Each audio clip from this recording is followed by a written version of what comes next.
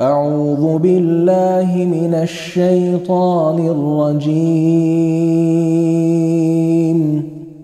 بسم الله الرحمن الرحيم.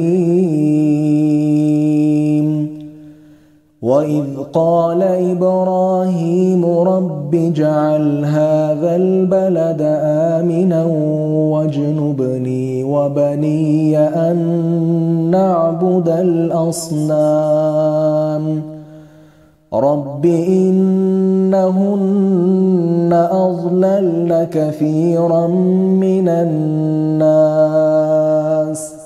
فمن تبعني فإنه مني ومن عصاني فإنك غفور رحيم. ربنا إني أسكنت من ذريتي بواد غير ذي زرع عند بيتك المحرم ربنا ليقيموا الصلاة فاجعل أفئدة من الناس تهوي إليهم وارزقهم من الثمرات لعلهم يشكرون.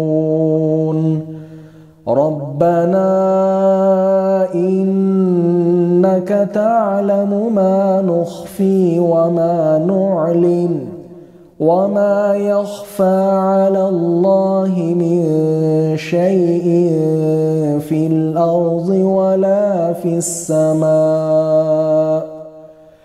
الحمد لله الذي وهب لي على الكبر إسماعيل وإسحاق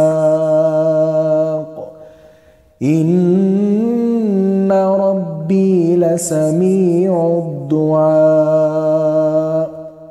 رب اجعلني مقيم الصلاة ومن ذريتي ربنا وتقبل دعاء. ربنا اغفر لي ولوالدي وللمؤمنين يوم يقوم الحساب.